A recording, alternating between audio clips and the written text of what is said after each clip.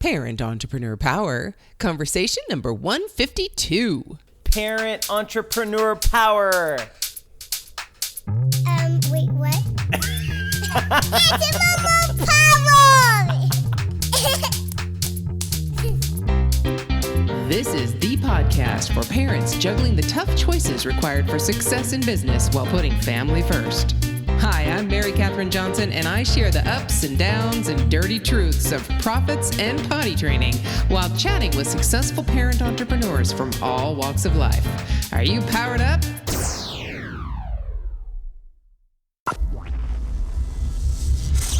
Welcome to the conversation today, Power Parents. I have with me today Marina Darlow. She is the founder of Vision Framework. Hello there, Marina. How are you?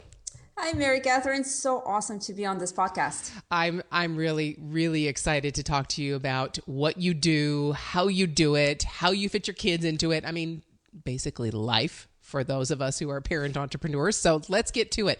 Tell me, okay, we always start with your once upon a time story. How did you get into this whole parenting and business gig? Which came first, the kids or the business? My daughter definitely came first. I was resisting to the idea of starting a business for over a year. Basically, my mentor at the time dragged me by the ear, almost literally, and told me that, there is a need that I need to answer. What I do operations for small businesses. Sometimes it's called business systems. And at the time, I was in a corporate world. I was managing large-scale projects, the kind of, across 3 continents. And I was burnt out and I was at serious career crossroads. And my then career coach essentially said, you think in a very systematic way.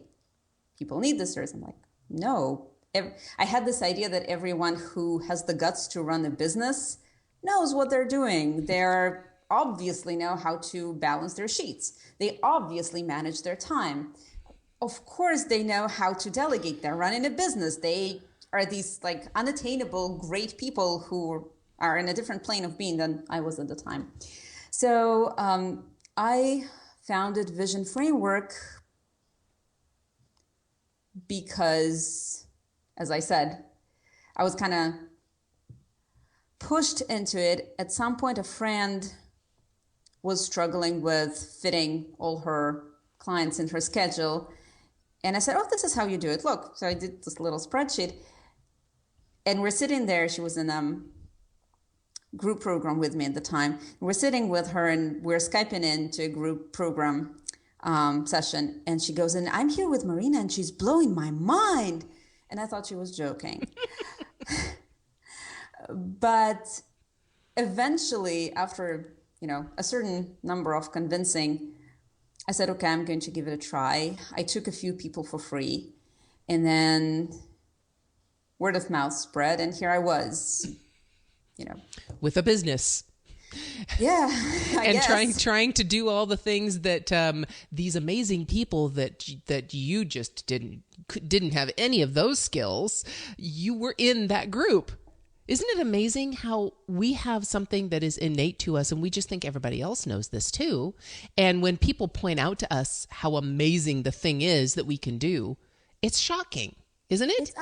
Absolutely. And I've been told so many times, Marina, you're arrogant for assuming that everybody can do that. I'm like, I didn't think that this was arrogance. No. Just the opposite. I thought It's so easy. Everybody, all of these smart, amazing people can do it. How can they not? And I do apologize on air because apparently this is arrogance. This was not my intention. No, and I agree with you. I don't think it's arrogance at all. As a matter of fact, I've been accused when I've said those things of the opposite, which is not having enough self-confidence to realize that I had an ability that other people didn't. And so, it's all perspective. I don't think it's arrogance at all. But let me ask you this. I think one of the things that you mentioned I need to touch on, which is you thought all these other people had this amazing skill that you didn't have. And you thought everybody had the skill you had. So it was like, it's just common knowledge. It's not special. Nobody would pay for it. But yeah. now you have a business. Do you think they were arrogant in having these incredible skills that you thought you didn't have? And do you now have them? I don't know that it's arrogance. What I learned in the last couple of years, that first of all, starting a business, being a visionary, is a very different skill set and personality than being a manager. And I'm, at the core of me, is a manager. I'm good at systemizing stuff. So the fact that someone is running a business and that someone is running a business successfully doesn't mean that they know it all. And that was a huge revelation for me. You have this question. I was prepping for the episode, and at one point you're talking about what would you tell yourself if you were just starting out? And I thought about that.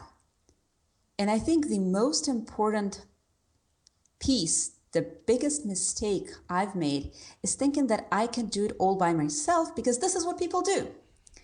And it's wrong. I have my strength, I have my weaknesses, and guess what? Everybody else does too.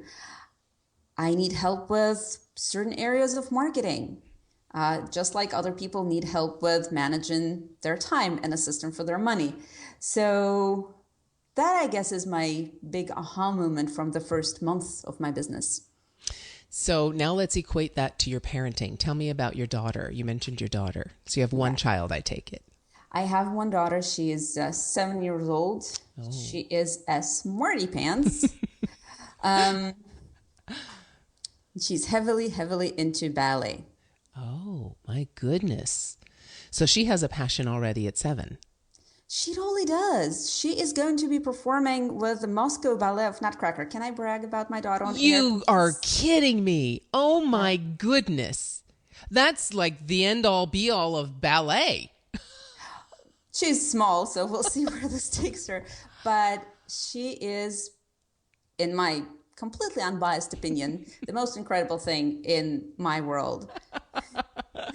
Okay, we'll take that as completely unbiased and we'll give it to you. Yes, I that is amazing. Marina, you must be so excited, so proud, so nervous, with this next chapter for her, because of course, whenever our kids put themselves out there, they have the potential of not doing as well as they would like. And that's always scary for me anyway, as a parent. For me too. Yeah. So, but the way we help them through that, no matter how they do, is going to set them up for the skills that they need through life. So now equate that when you first started as a parent. You mentioned about first starting as an entrepreneur. Isn't your parenting totally different than you expected it to be? Yes, but not in a way people usually talk about it. I guess I was, how would I put it? Usually you read all these parenting blogs and it's a very popular notion that I did not expect it would be so messy. I did not expect it would be so hard. I did not expect my body would betray me. I did not expect, to lose control and so on. So I was expecting all of the worst things to happen.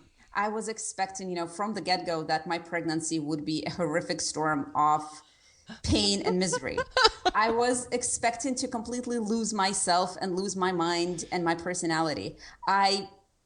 So basically, I spent, and I still do, a few hours a day feeling huge gratitude, because parenting is not an obvious and easy fit, but it's full of joy, at least in my case. It's full of these little moments. It's full of these insights when your child constantly surprises you for the better. Now, the first time your daughter decided that she woke up early and she's preparing her own lunch for school, I'm like, is it the end of days? What's going on? Or the first time, a few years ago when she slept in and you woke up and you started going crazy because God, what happened? Yes. How come nobody's waking me up? So I guess I was so prepared for the absolute worst, for the like huge hardships of parenthood. Then when it happened the way it happened, I was like, oh God, I was expecting a tornado and it's just a pleasant rain. Breeze. I Yes. can handle this. Yes, exactly. All right. Fantastic. And so has your business taken that direction as well, or has it been horrible? Well, my business is much more of a roller coaster than my parenting. Yes. And I hope I will not jinx it and regret that I ever opened my mouth on air. Among, for your very large audience. Well, she is 7, so just, and she's a girl, so, 14 is coming sooner than you think. And I'm in denial. okay, stay in denial till it happens. That's cool. Well, teenage years are a complete and horrifying mystery to me. I have no idea how to handle that. Yeah, do you have teenage kids? Yes, I do. And you'll figure it out when it happens. My youngest is soon to be 15. He's going to turn 15 next week. And my oldest just turned 18. Wow. And I got to tell you, nothing I have dealt with has prepared me for 18. Because it really, you go along and he's my son who's very, he's very easy. He's easygoing. He's almost always happy. He very rarely gets riled up or angry or any of those things. And so now I've just been participating and helping him make decisions, and life happens in a relatively orderly fashion for him. And now he's 18 and making all those decisions on his own. And some of them are the opposite of the advice I might give him. And that's like, what the heck just happened? What? You mean I'm not in control? You mean he's not just going to do exactly everything that I tell him to do? What? Is it scary? It's very scary. It's very weird. It's just really, it's kind of freaky. But we're getting used to it. And I have to say, even though that was kind of freaky when it first started happening, I'm not worried. He's an amazing guy. I know whatever choices he makes, whatever decisions he makes. And we're not talking about life and death things here, right? I mean, we're not talking about major issues that, oh my gosh, he's, not a good kid and he's going to go out and get drunk. Nowhere near. And none of those things. We're just talking about basic little things of, should I do this or should I do that? And I say, well, probably what you should do is this. And he goes and does that.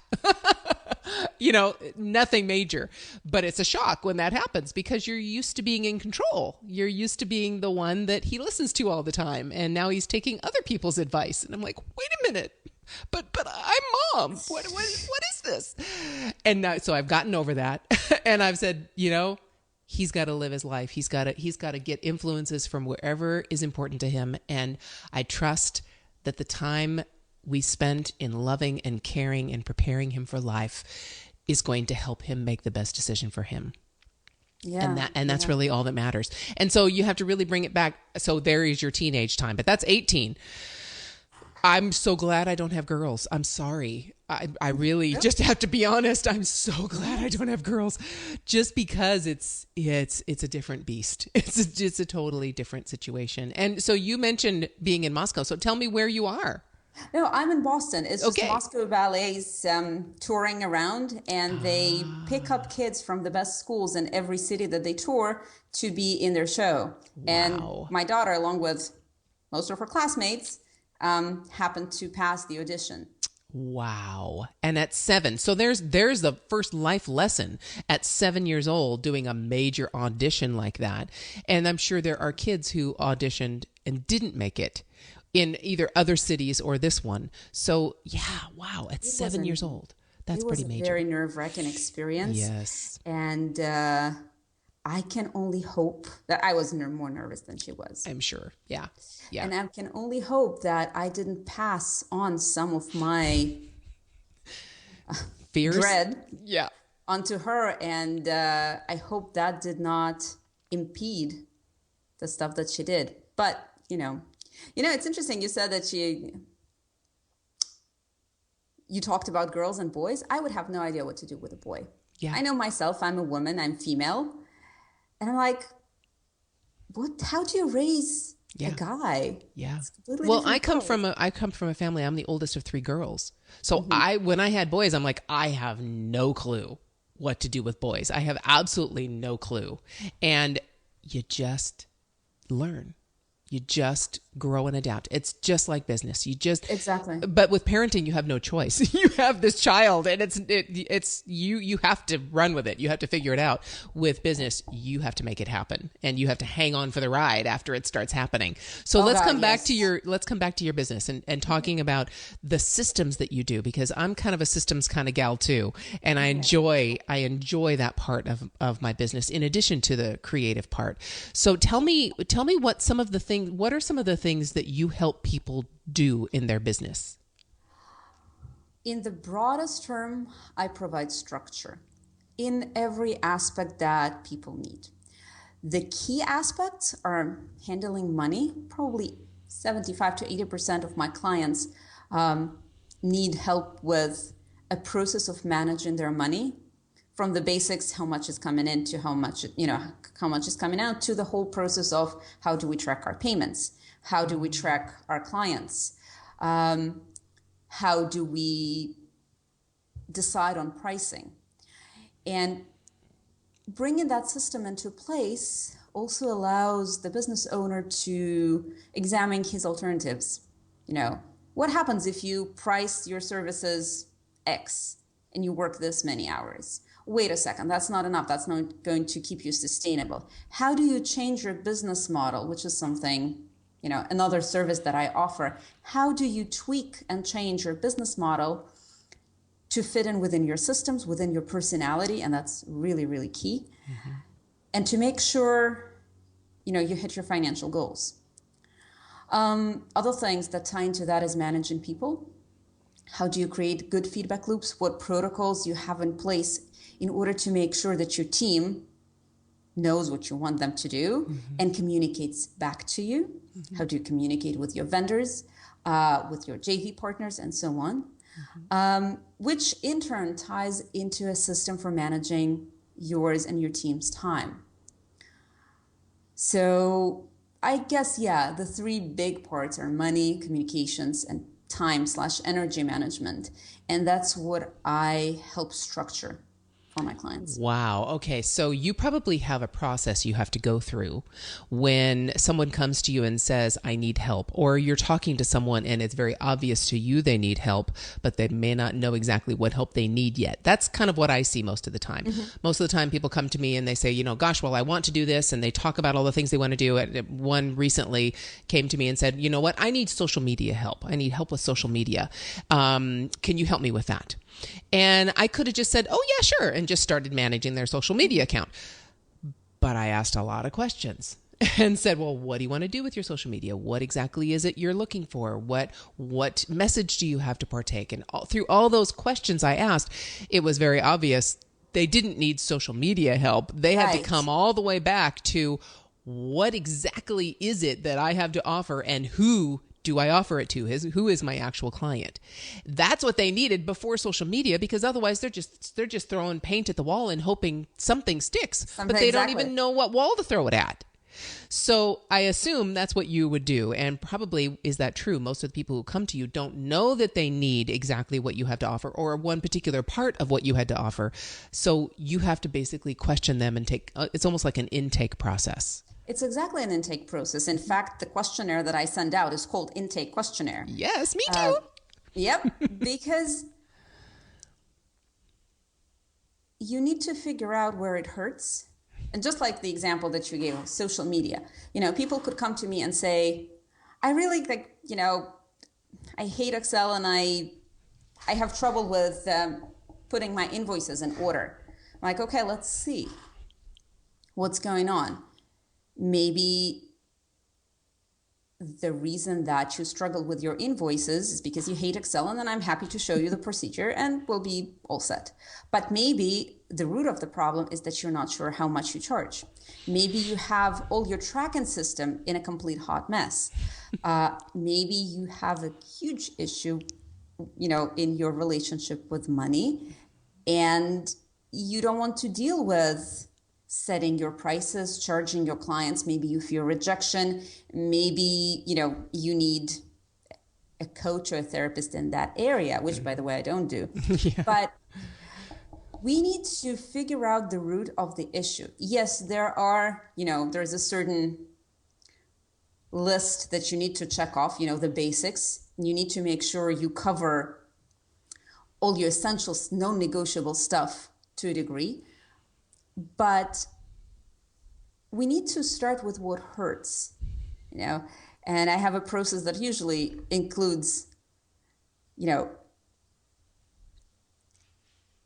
a look into what causes you fear, resentment, avoidance, or guilt. And when you pinpoint these areas, you could start solving them. Often it's with a system that you need to put in place, but usually usually it goes deeper. I don't know if you would hold the same opinion. I find, and that was a huge surprise for me, that when you start dealing with systems for people who run their own businesses, it very quickly becomes exceptionally personal and very, very emotional. Yes, it all comes down to many mindset issues. Oh yeah. For all of us, and we are all at varying degrees of different mindset issues. That's all that holds us back. That's it. It's not whether we can do Excel or not. It's not whether we can handle social media or not. It's not that we don't know what to price specifically. It's not mechanics. Exactly. It's mindset. It's mindset. And it really is. Mechanics, again, in my experience, could be a big stumbling block. But these are easily solved. You can either teach them or you can outsource them. Mm-hmm. And that's it. Mm-hmm. But the idea behind the mechanics, the self-perception very often, is what really, really holds people back. Yes, I really have found that that's exactly true. And it's always different for everyone. It really is. And I agree. I'm not a counselor either. I don't have any kind of license to counsel people and would never presume to do so.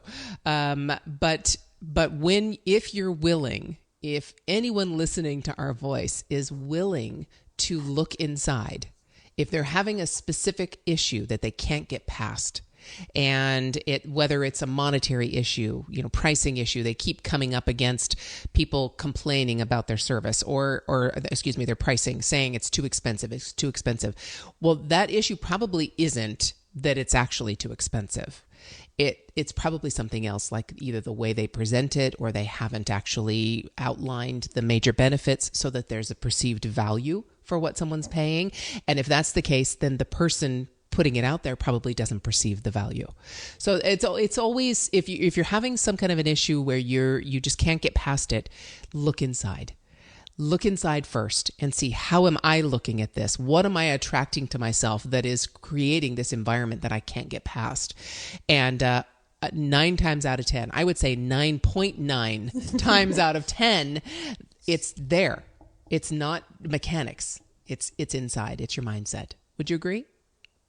Yes, which is weird because I am the person that does the mechanics. Yes, I know. That's why people come to me on the surface of it, because they don't want to deal with their time management issues, because they are drowning in their email and they need someone to tell them how to fix it. Right.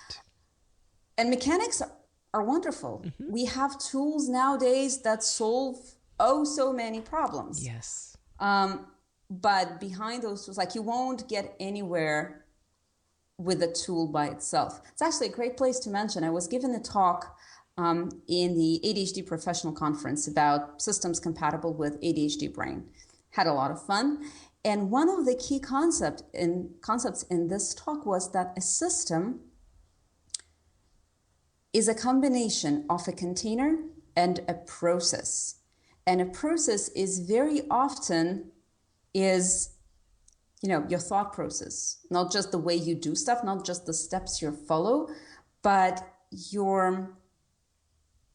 the way your mindset goes through stuff. I hope I'm being clear. Yes. It's a little murky. So, for example, if you have a calendar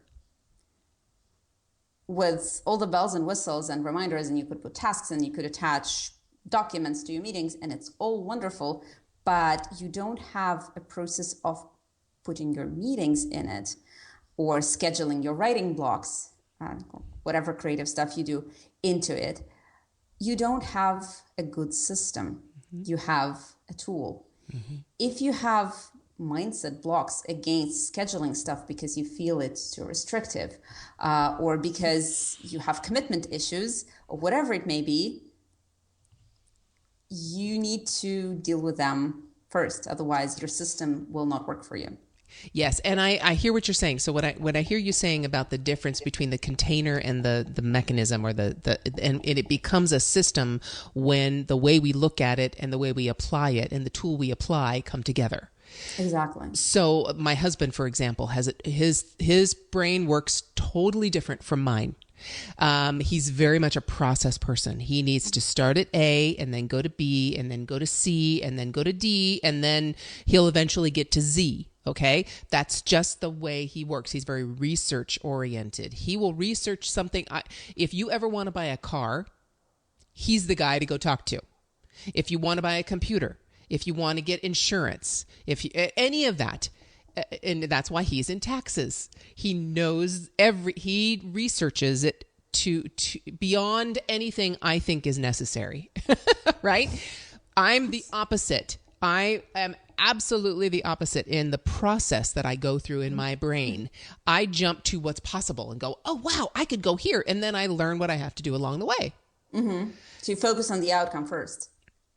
It's totally different. So in order for a system to work for both of us, it has to accommodate those two ways of thinking. Like a calendar. He would go, okay, so what's the first step I need to do? And he would probably watch the video on how to schedule something on the calendar. Or probably not. He would probably ask me. Because you already know. Why would he go to a video? Yeah. So unless it's something with taxes, I don't know. So he would have to go and see and research everything. So whereas me, I would just click the little plus button and go, okay, that's probably where it is. And I'd start typing and figuring it out as I go. So it's, if that system can accommodate both of those things, then it's a good system. A good system should. Yeah. That's what you were talking about, right? It's part of this, yes. But because the people that naturally gravitate toward, what I do, are very process averse. And they're usually, this great visionary type that has a huge amount of ideas, fountaining in their heads. And when time comes to execute this, they're kind of at loss. What I learned that there are many different kinds of thought process. So a good system needs to accommodate a specific thought process, which is why, you need to tailor your systems to the way you and your business work. If you have more than one person in your business, the system needs to make sure it accommodates for everyone to a degree. Got it. Okay, so now in terms of, especially with systems and the things that you're working on, and whether it's money or communication, what's the number one difficulty that most of your clients have and the reason they come to you? We already talked about their systems averse, their process averse, but what do people hire you mostly for? It's actually two separate questions. What they hire me for and what they actually get. Yes. Because what they hire me for in the broadest sense is to decrease overwhelm. Is to outsource the stuff they hate doing. I have a mini podcast series that one of the things I put on social media for it is, I hate systems. Does that sound familiar? Yeah. So when people come to me, they come to me because they're overwhelmed in a certain area of their business and they don't want to deal with it themselves. They need guidance. Now, what they actually get, what I strive for, is to not only put a system in place, but create solid, ingrained habits of using the system that works for them. And this is what I really, really do. I don't just design a system and teach them how to use it. Of course, I do that. But what's more important, then we go through a process and we make sure that there is a built-in accountability and troubleshooting and tweaking along the way, so they end up with a habit of using their systems. My goal that their habits become so part of their day, they barely see it's there. A good system is either barely felt or is so much fun that you kind of long to use it. And that's what I am creating with my clients. And I have to tell you, it immediately brought me to our kids. Because most of the time when they come to us with a problem, we give them something that isn't necessarily just that solution, but it's a way to be able to handle that problem on their own. Yeah. So you're kind of doing the same thing. It's really, you can do it for them. You can go ahead and become a bookkeeper and do QuickBooks for them. Why would I do that? Exactly. Or you can teach them how to handle this difficulty and deal with it and find a solution for themselves that will work beyond just you. Yeah. Is that right? Yeah, absolutely. Absolutely. Wow. Yeah, I mean, that's what we do every day, unless we want to keep carrying around a 50-pound toddler and keep treating it like it's a newborn. We've got to help people figure out things for themselves. It's completely on point. In fact, this is the way I was raised, and this is the way I try to raise my daughter. You teach her how to, and you support her in the process. Yes. And then one day you realize that you got up and she made her own grilled cheese for lunch. Yes. Wow, what a concept. And believe me, by the time they turn 18, that will be a great skill. It's already a great skill. I know. Both thumbs up for that. I know. I mean, I had to do the same thing with my kids. I'm not going to, especially boys, here we go. I am just not going to keep cleaning their bathroom. Just not going to do it. It's disgusting. So guess what? I taught them how to do it. And now they clean their own bathroom. I mean, what a concept. Do their own laundry. I mean, what a concept. That if I don't do that, if I don't help them figure those things out and teach them those things, how in the world are they going to be able to survive out in the real world when they don't even know how to do their own laundry? Now, it doesn't mean they sort things still, right? They basically... They put the whole thing in the washer, wash it. It comes out into the dryer and it's a wrinkled mess, right? So after a while, I go back and go, well, gosh, wouldn't it be nice if you sorted them into 2 loads? And then it wouldn't be so huge that you have your pants wrinkled beyond recognition. And your girlfriend will be happy to be with you if you look decent, right? Yeah. Anyway, let's get past that. I second that. Absolutely. Yes. So, okay. So now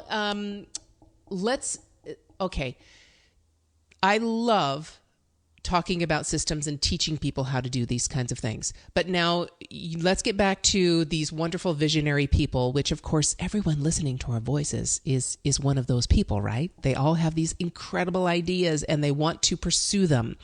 And we've given them some pretty solid information on how they can handle or structure different systems in their business to help them with their own identities, with their individual personalities, with their individual businesses. But if they're still rocking back and forth on that fence, they have these amazing ideas and amazing things they know that they can bring to the world, but they're just not quite sure. And they're probably afraid of exactly what you do, because they don't quite know how to do it. How are they going to make the mechanics work? Mm-hmm. What advice would you give that person? That's a huge question. And there's so many things that I could say on the matter. I'm just trying to figure out where to begin. So on the most practical, down-to-earth plane, chart out a plan.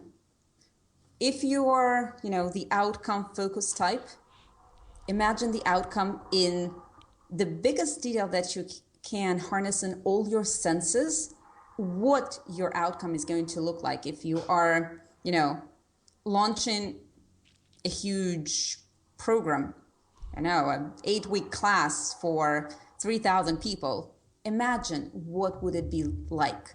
And don't necessarily imagine the worksheets. Imagine something that excites you about this outcome. How would you look when you talk over the video or audio? What would be the feedbacks that you would, absolutely be excited to get? And again, harness all your senses. When we imagine the outcome, our brain tends to start creating patterns, and the steps become much clearer. So you break it down to a number of steps, and you have, the sub-outcomes, so to speak, that you can imagine in turn. And spend some time with yourself or with, your coach or with your systems person, because that's, part of what I do. Spend time laying it out. And once you have like a reasonably broad-stroked plan, preferably with a timeline, start planning out the next 90 days and the next week. Like, start identifying next action in each large area. And this would really help you keep momentum, because we all lose it at some point. I'm now reading Brené Brown, The Rising Strong, and she talks about the second day. When you're far enough from being excited about your new and shiny project, so you've lost part of that excitement, but you're nowhere near the shiny end, and you're lost, and you're not sure this journey was a good idea to start with. So we all have these times, this second day or whatever you call it, and when you have a plan and when you have momentum and you keep creating momentum, it truly, truly helps you move forward. So that's one kind of very practical piece of advice. Another piece of advice is much broader and much more high level, but I found that the biggest hurdle is managing your emotions. You might need an outside help for that. I know I certainly do. Find someone that helps you keep your head above the water and prevents you through the times when you're so ready to quit, when you self-bash and self-sabotage, and when the doubt creep up. Find someone or some way of staying on top of your emotions. It could be exercise. People go for a run, people meditate. The key is make sure this component is there and you're aware of that plane in your business, in your grand idea execution. Wow. Yes, I agree with both of those things completely. If we can't, we need the baby steps, which is what you basically talked about, the baby steps, but you also talked about visualization, because that's exactly what you were doing. You were visualizing where you wanted to go and then looking at the baby steps that you need to take along the way. And your emotions, that's relating just to mindset. That's relating to not identifying.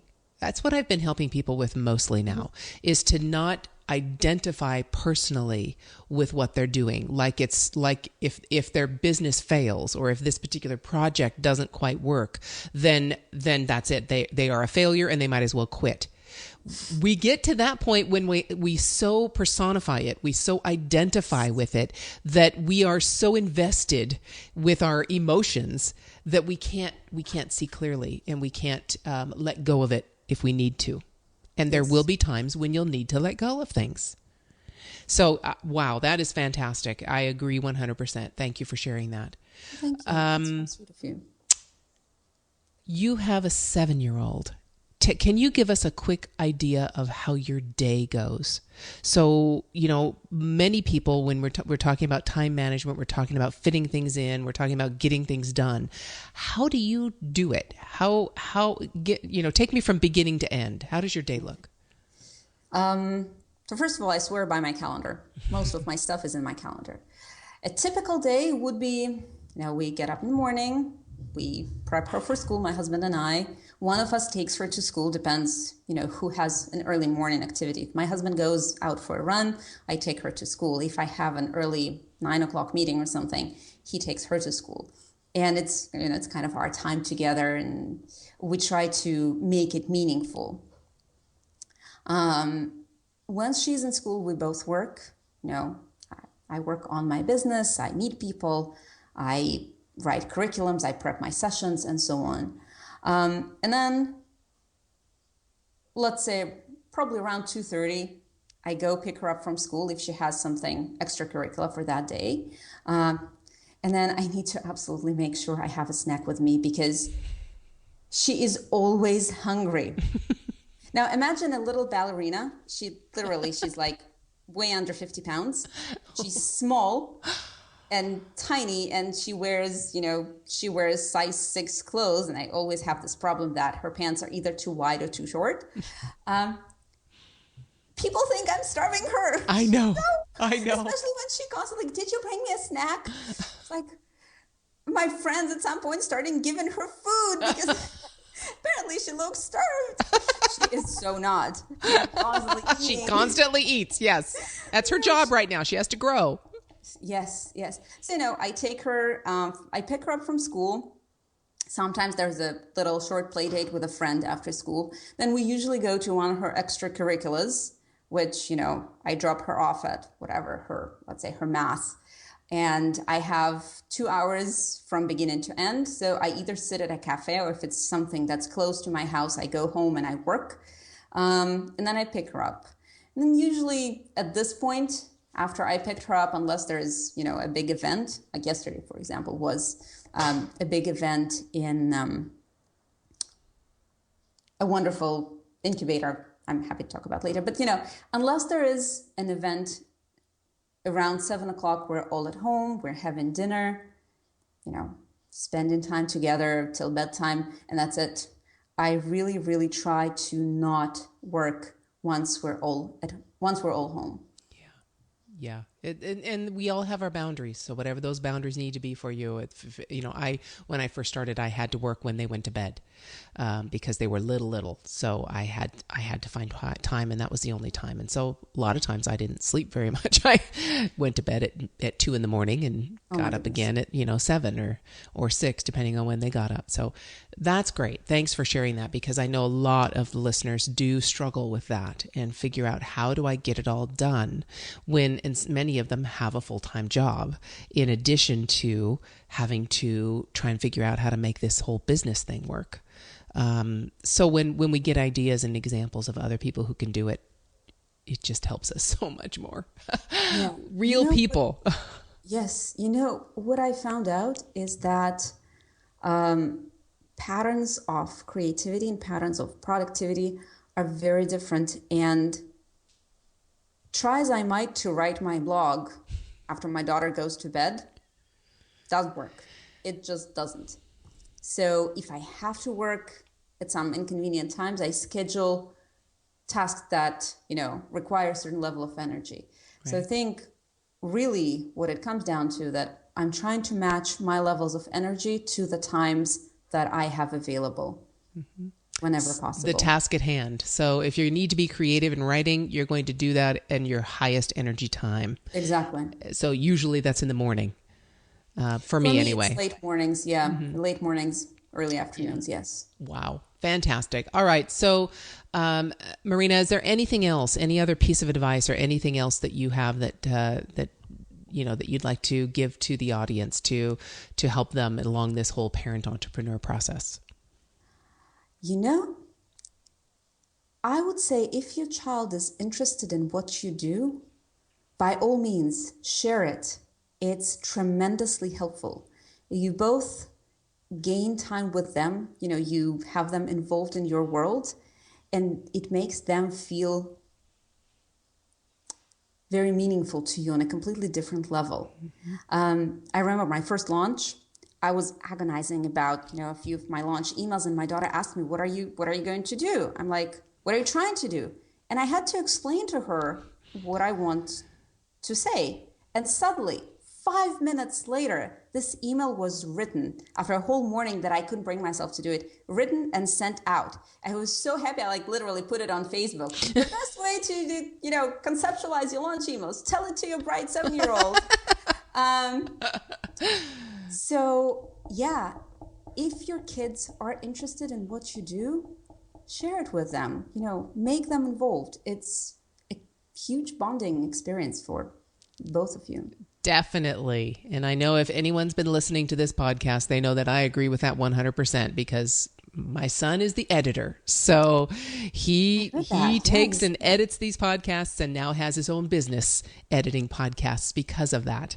And I am so incredibly proud that he has been able to take that skill and find a way to do.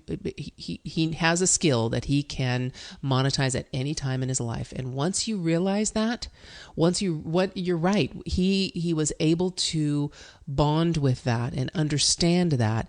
And now it raises his ability to care for himself in more ways than just me saying, yeah, you can do this. He knows it in his own heart that he can do it.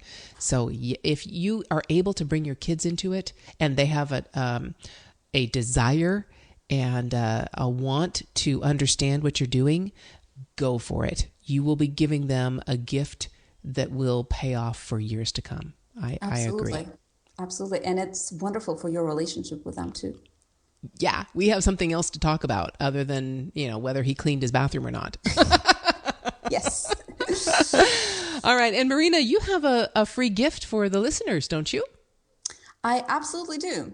So we talked about systems and we talked about habits. And I have 2 ebooks that I wrote. One is talking about making a system a good system for the creative, the frenzy, the, very often ADHD gifted mind. What are the 5 qualities of a system that makes it actually work? And the second ebook is about habits that we also talked about in this episode. And it's 7 mindset shifts that help you make a habit stick. So if you go to my website and hit /PowerParents, the link would be in the show notes, these ebooks would be there. You could download them. Again, it's www.vision-framework.com/PowerParents. So for Mary Catherine's listeners, you're welcome to it. Oh, thank you so much, Marina. All right, guys. Power Parents, you got that right. vision-framework.com/PowerParents with an S. Yes. And you can get both of those ebooks. Thank you so much, Marina, because I know many of us struggle with those systems. Many of us struggle with creating habits around them and mindset shifts and everything we've been talking about. So I really appreciate you sharing that. Thank you. Thank you so much. All right. It's an honor being here. I'm so glad that we were able to touch base. And Power Parents, you never know who you're talking to and where you might end up, because Marina and I got connected through a mutual friend, Mary Lou Kaiser. And Mary Lou and I are good friends. And it's so funny that we have never, ever met in person. But we have shared some incredible journeys together and consider each other definitely friends. So you never know. Connect with people. You never know where it might end up. And thank you, Marina, for joining us on the podcast. I so appreciate your time. Thank you for having me. It's brilliant. To get powered up for your day, just go to parententrepreneur.power.com and listen to any one of the over 100 episodes we've had so far with amazing entrepreneurs just like you. It might just help you feel like a grown-up again.